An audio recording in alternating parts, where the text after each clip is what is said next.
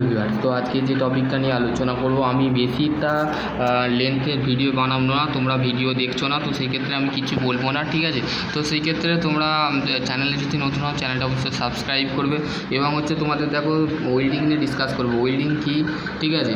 Welding basically কি, welding নিয়ে আজকে ডিসকাস করবো। তো দেখো, welding is a process of the two metallic component desire of purpose can be of the define the process the two similar and dissimilar metallic component application of heat without the pressure without the use failure metal। তাহলে ঠিক আছে, যে একটা জিনিস জানা যাচ্ছে যে welding হচ্ছে একটা প্রসেস যেটা দুটো মেটালিক কম্পোনেন্ট, সেটা ডিসিমিলার এবং সিমিলার মেটাল কম্পোনেন্টকে আমরা প্রেসার দিয়ে বা হিট দিয়ে অথবা ফিলার মেটাল দিয়ে কী করে থাকি, জয়েন করে থাকি, ঠিক আছে। Obtain by the chemical reaction, electric arc, electric resistance or frictional heat of the sound of the light energy, ঠিক আছে। no filter of the during the welding of the thermate of the autogenous welding process। যে process দিয়ে আমরা করে থাকছি সেটা হতে পারে ফ্রিকশন হিটের মাধ্যমে, সাউন্ড দিয়ে বা লাইট এনার্জি দিয়ে, সেটাকে বলা হচ্ছে ওয়েল্ডিং প্রসেস, ঠিক আছে। এবং তোমাদের যে ওয়েল্ডিংয়ের বিভিন্ন ভাগ আছে, ঠিক আছে। দেখো এখানে তোমাদের ওয়েল্ডিংয়ের ভাগ দিয়েছে, সেগুলো হচ্ছে থার্মিট ওয়েল্ডিং, সিলোইক electrode arc study, seam welding, mechanical flash welding, ঠিক আছে, সামব্রিক অফ দ্য আর্ক ওয়েল্ডিং। এইগুলো হচ্ছে ওয়েল্ডিংয়ের ভাগ। এবং ওয়েল্ডিংয়ের যে জয়নিং প্রসেস থাকে সেগুলো কি মেনলি তোমাদের দেখো টাইপস অফ ওয়েল্ডিং প্রসেস। আগেও আমি বলেছি ওয়েল্ডিংটা কেন গুরুত্বপূর্ণ। ধরো যারা ওয়েল্ডিং নিয়ে আইটিআই করছো এবং ডিপ্লোমা মেকানিক্যাল নিয়ে করছো, তো সেই ক্ষেত্রে তাদের ক্ষেত্রে গুরুত্বপূর্ণ। ওয়েল্ডিং এমন একটা জিনিস যে যদি জয়েন্টের বিষয়গুলো তোমরা ভালোভাবে জানতে পারো, যেমন বাট জয়েন্ট, ঠিক আছে, টি জয়েন্ট, ঠিক আছে, তারপরে but joint, T joint, lab joint, corner joint, ঠিক আছে, তারপরে এড জয়েন্ট। এই জয়েন্টগুলো কিন্তু তোমাকে জানতেই হবে, ঠিক আছে। না জানলে কিন্তু তুমি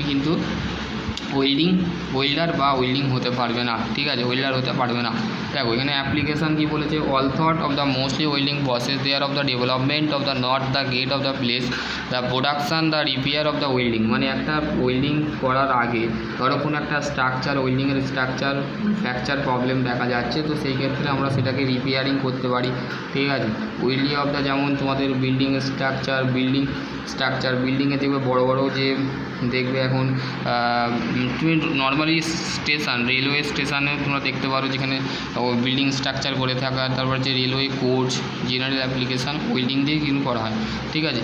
এখন বর্তমানে যেটা রিভেটিং প্রসেসের মাধ্যমে করানো হতো, এখন ওয়েল্ডিং প্রসেস এতটুকু ব্যবহার করছে যে ওয়েল্ডিং ছাড়া কিন্তু হিউজ পরিমাণ যদি না তোমরা ওয়েল্ডিং যদি না ব্যবহার করো, তো সেই ক্ষেত্রে তোমাদের কিন্তু ডিফ্লেক্ট হওয়ার সম্ভাবনা আছে, ঠিক আছে। জেনারেল অ্যাপ্লিকেশান কোথায় এলপিজি সিলিন্ডারে, তারপরে পাঞ্চ ফেব্রিকেট ওয়েল্ডিং, ঠিক আছে। এখানে তোমাদের ship welding, bridge, aircraft, railway, automobile, electrical industry, ঠিক আছে। দেখো ব্রিজ, প্রেসার ভেসেল যে আছে, জেনারেল অ্যাপ্লিকেশান বললাম। প্রেসার ভেসেলটা কি, on the first of measure of the welding was the ফ্রিফিকেশান প্রেসার ভেসেল। দেখবে বয়লারের দেখবে প্রত্যেকটা এতে মানে প্রেসার ভেসেল করা থাকে, ঠিক আছে। Welding made of the consideration of the increase of the operation of the temperature possible the compare the repeated the bridge of the early of the weed of the construction take the place Australia, ঠিক আছে। অস্ট্রেলিয়ায় আমাদের যে প্রথম welding bridge construction করা হয়েছিল, ঠিক আছে, অস্ট্রেলিয়ায়, ঠিক আছে। ডিউ টু অ্যাপ্লিকেশান কত সালে ওয়েল্ডিং ফার্স্ট করা হয়েছিল অস্ট্রেলিয়ায়, ইউপি 1934 সালে, ঠিক আছে, যেখানে bridge are the elected of the commodity successfully, ঠিক আছে। তারপর শিপ বিল্ডিং 1920 সালে আমাদের একজন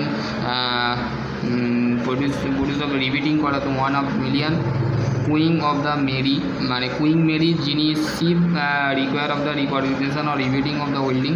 বাট রিভিটিং করার আগে মানে কুইং মেরি কিন্তু ওয়েল্ডিং করার স্কিল দিয়েছিল, ঠিক আছে। আনস্কিল লেবার ছিল, সেখানে ভেরিফিকেশন করা হয়েছিল, ঠিক আছে।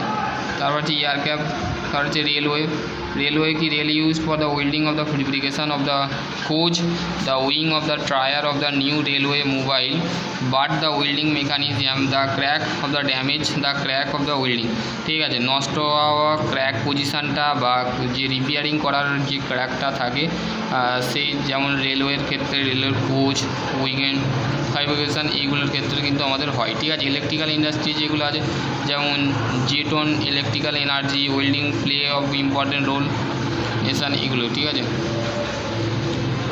এবার হচ্ছে ক্লাসিফিকেশান অফ ওয়েল্ডিং প্রসেস, ঠিক আছে। কত ধরনের ক্লাসিফিকেশান? 4 ধরনের। একটা fusion and pressure welding, arc and non arc welding, source energy welding, ঠিক আছে।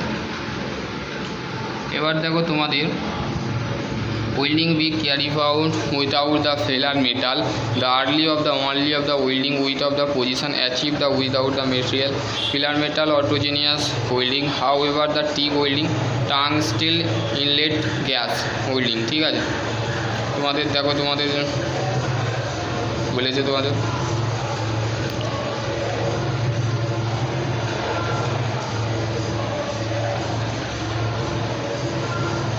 তো এইখানে আমি টপিকটা এন্ড করছি, ঠিক আছে। আমি তোমাদের রাত্রে ক্লাসটা নেবো, ঠিক আছে। তো আশা করছি তোমাদের যদি আরে কোনো কোয়েরি থাকে অবশ্যই কমেন্ট সেকশানে কমেন্ট করো। আমি একটুখানি খানিকটা দিলাম যাতে তোমরা আরে হচ্ছে। এবার তোমাদের একটা কোশ্চেন ছিল যে পলিটেকনিক কলেজে যে র্যাগিং বিষয়টা সেটা কি একটু দাদা বলো। তো সেই ক্ষেত্রে দেখো র্যাগিং বিষয়টা জিনিসটা হচ্ছে তোমরা র্যাগিং সার্টিফিকেট অবশ্যই তোমরা বানিয়েছো। ধরো কোনো ছাত্র মানে সেকেন্ড ইয়ারের স্টুডেন্ট তোমাকে ফার্স্ট ইয়ারের স্টুডেন্টকে র্যাগিং করছে বা থার্ড ইয়ারের স্টুডেন্ট সেকেন্ড ইয়ারের স্টুডেন্টকে র্যাগিং করছে, তো তার কিচ্ছু করণীয় কি, যে সার্টিফিকেটটা তুমি তোমার কলেজকে দিয়ে দেবে অ্যান্টি র্যাগিংয়ের জন্য। তো সেই ক্ষেত্রে তোমাকে কলেজ কী করবে, প্রোভাইড করা হবে সেই ছাত্রর ওপরে যে তোমাকে ধরো ফার্স্ট ইয়ারে তুমি ভর্তি হয়েছো, সেকেন্ড ইয়ারে কেউ তোমার ওপরে তোমার এজেন্সকে প্রোটেক্ট করেছে। তো সেই ক্ষেত্রে তোমার ক্ষেত্রে কী হবে, তোমাকে সেই ছাত্রকে কিন্তু পারমিসিবল মানে শাস্তি অনুযায়ী তাকে জেলে যেতে হবে, ঠিক আছে।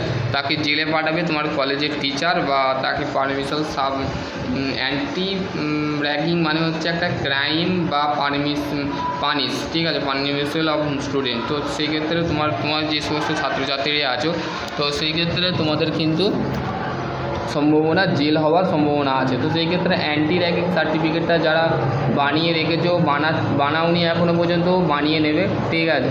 অ্যান্টি র্যাগিং সার্টিফিকেট করার আগে তোমাদের কিছু র্যাগিং করার যে সিস্টেম দেখো, ধরো কোনো কলেজের টিচাররা তোমার ওপর র্যাগিং করলো বা তোমার কলেজের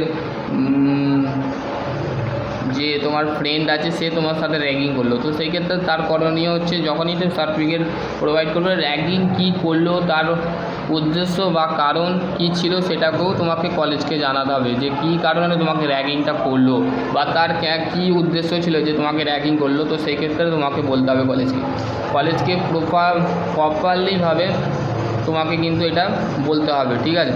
আশা করছি তোমাদের এবার যদি আরও কোনো কোয়েরি থাকে অবশ্যই কমেন্ট সেকশানে কমেন্ট করো। সকলে ভালো থেকো, সুস্থ থেকো, থ্যাংক ইউ।